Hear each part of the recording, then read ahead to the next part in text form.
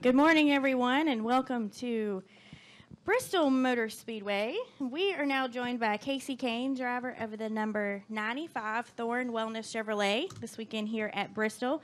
And a little bit of news this week with Kasey. So we're just going to open it up for media questions. So if you have one, please raise your hand and state your name and affiliation. Who would like to kick us off? All right, we'll start with Jeff and then go to Bob. Jeff Gluck from jeffgluck.com. I guess, how long had this really been going on in your head, and had you been thinking about this? Obviously, you didn't even tell Larson and people like that, I guess, at last week. So how hard was it to keep it to yourself as well? Yeah, I mean, it was, it's been on my mind for a while. I mean, truthfully, last, 2 years at Hendrick and then the year here at LFR, just like as far as competition, I haven't been as competitive as what I want to be. And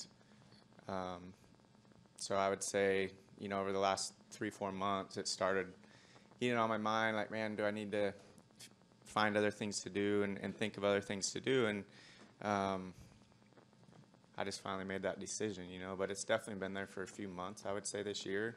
And LFR is working very hard to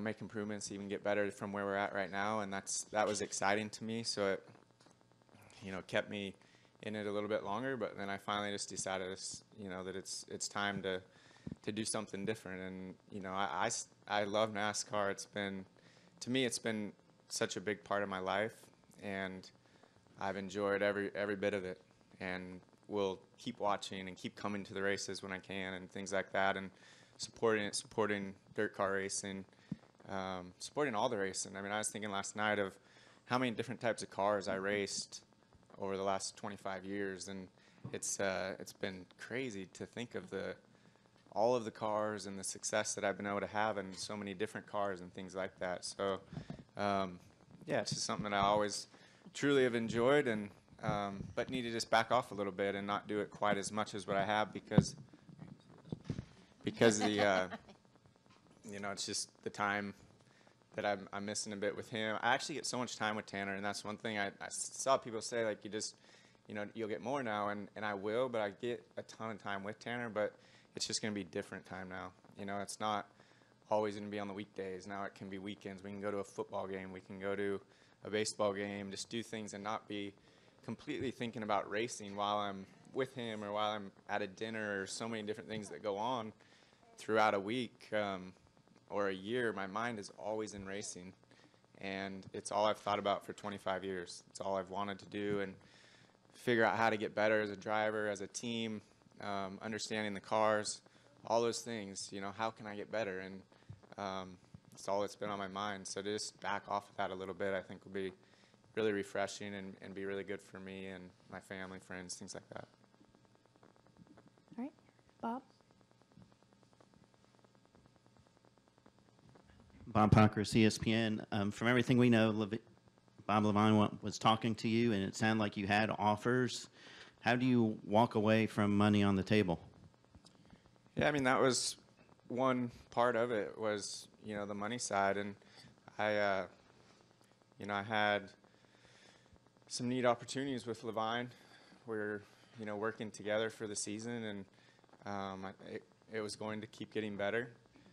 There was money there. There was a few other offers that I had received over the last month, and just options that we could talk about, things like that. And it felt really good to have that, but at the same time, it wasn't necessarily about that anymore. And I didn't feel that I could seriously race all of next year and be completely committed 100%. And I feel like there are guys out there that can be, and that should have those opportunities over me at this point in time, because I don't feel like I can be that guy, from this point on.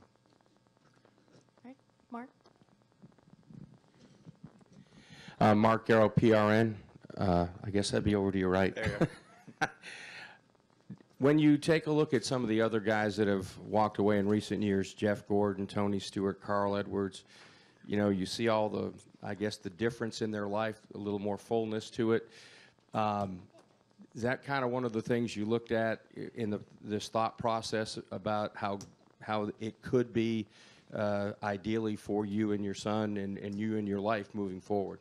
Yeah, I mean, I definitely looked at that and thought about that, and I see, good things out of those people and what they're doing and the happiness in their lives. So that was something that crossed my mind. But at the same time, it was more about kind of where I was, and I have some ideas on business. I still love my sprint cars and want to be close to that and keep that going.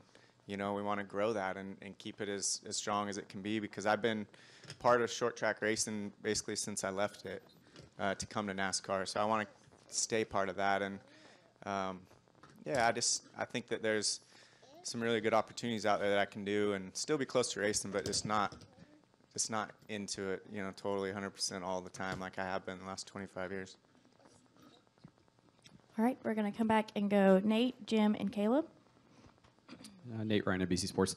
Kasey, you were in, as we understand it, an interesting situation in that I think you had one more year left after leaving Hendrick, like on that deal. So could you have essentially just walked away after last year and been under contract this year? I mean, did you use this year as sort of like a way to just evaluate if this is what you want to keep doing, knowing that you were still going to be under contract for one more year?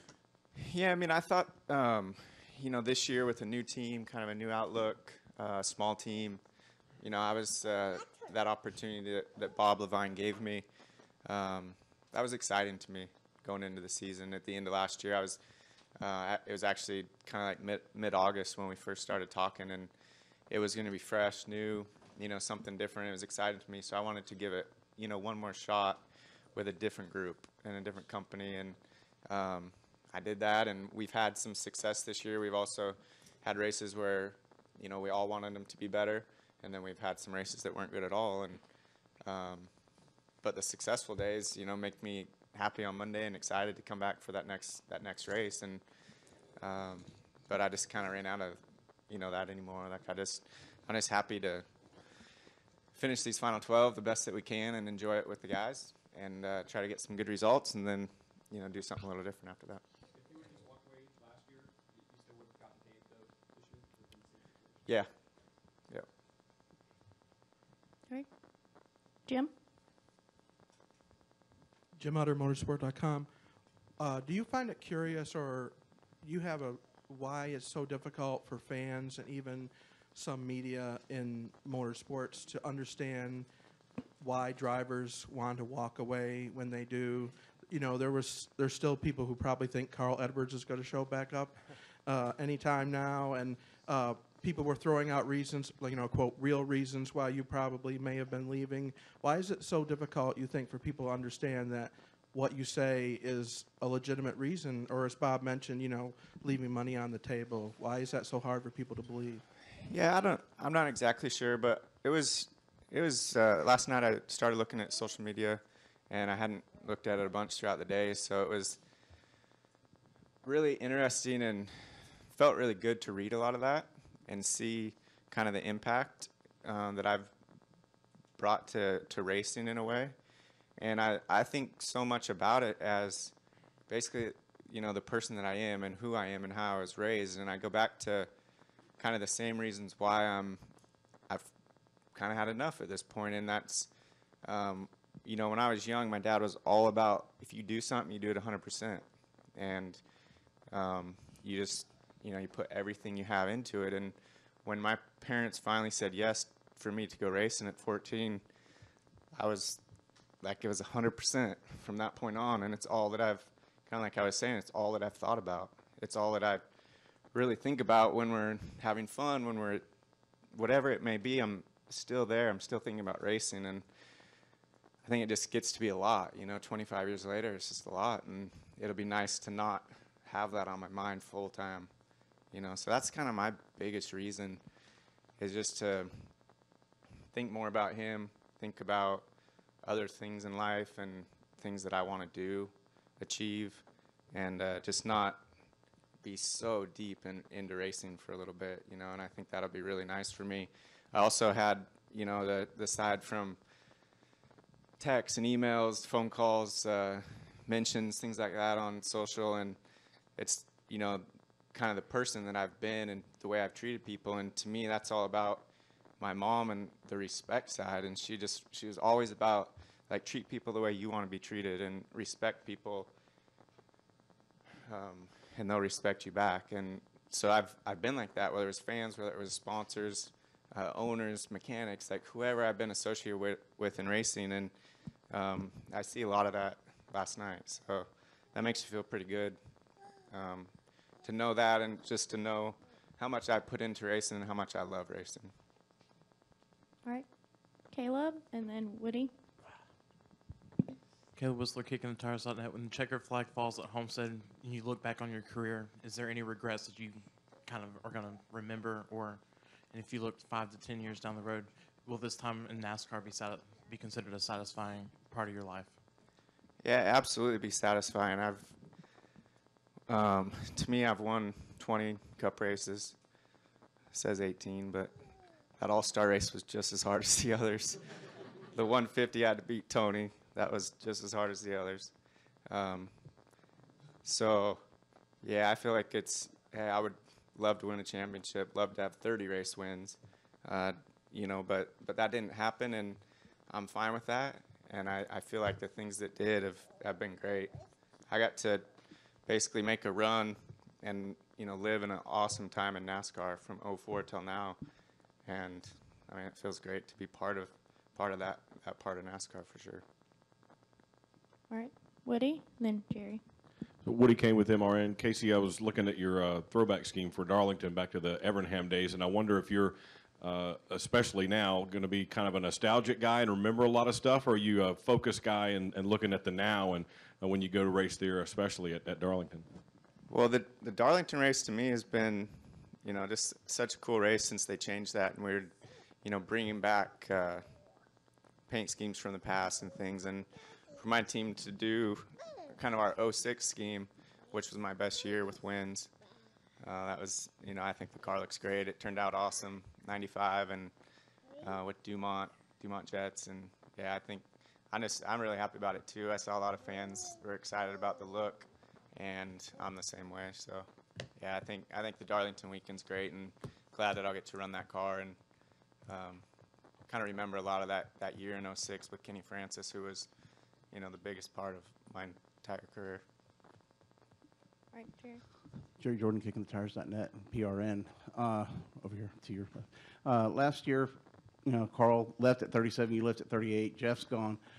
Do you think this is a trend and it's going to continue to get younger? These younger drivers don't have kids. They don't have families like you are talking about. Do you think that as they see their families begin and as they get more mature, that we're gonna see younger drivers in NASCAR because when you get to 35, 36, 37 years old, you're wanting to spend time and do that?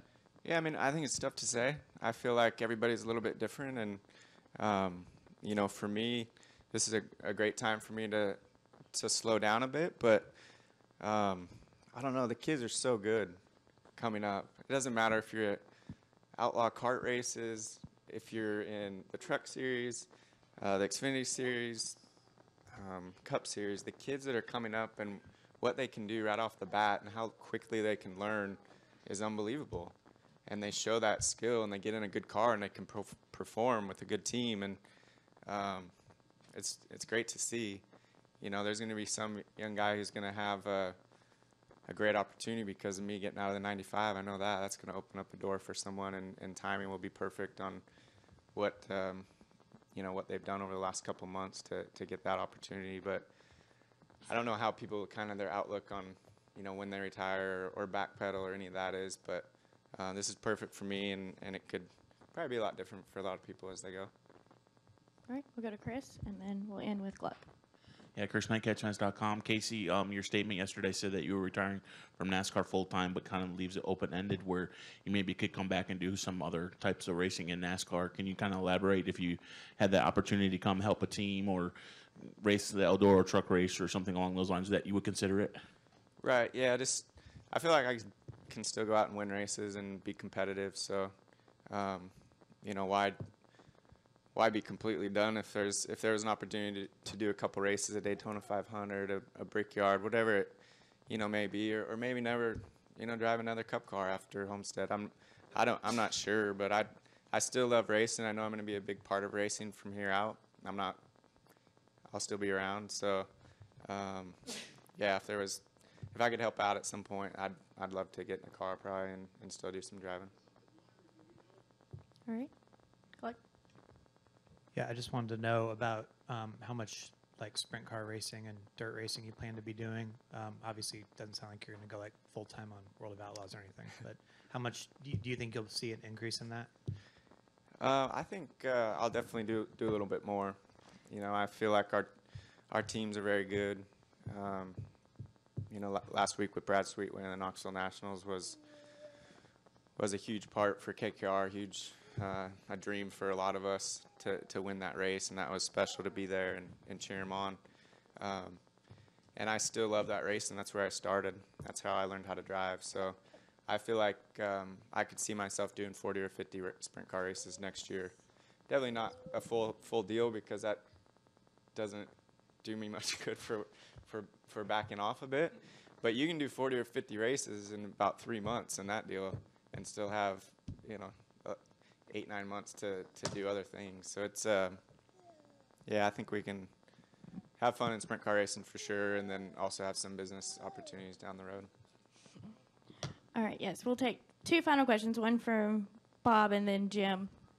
So is your sprint car racing self-sufficient? I mean, without a cup, without any money coming in from a cup ride, would you be able to keep running the sprint car team at the level it is? Well, we'll have to. It's definitely will change it up a little bit, but but we'll work really hard. We've had really, you know, strong partners and sponsors over the years, and I feel like we can carry a lot of that. Myself and Mike Kerb have worked together to have 2 or 3 teams with the World of Outlaws since 2006. So yeah, I think we can push pretty hard and try to bring in enough money and do it right, and still have 2 World of Outlaw teams, and then myself 40 to 50 times would be ideal for us at this point. All right, one final question from Jim. Just a quick question. You mentioned the 95. Have you offered to, or do you expect that you may play a role in finding your successor, and have you offered to kind of help that organization as it makes its transition going forward?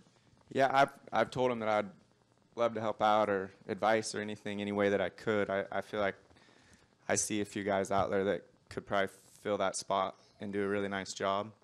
I also have a great relationship with the sponsors that we built this year and that they were building when I got into the car, and feel like it'd be great to keep those relationships going as well. So yeah, I'm all in to help at 95 and be part of that team any way that I can, you know, as they kind of transition to what they're going to do next year. Kasey, we appreciate your time today. Yeah. We wish you the best of luck Thank this you, guys. weekend and the rest of the season. Good job, Tanner.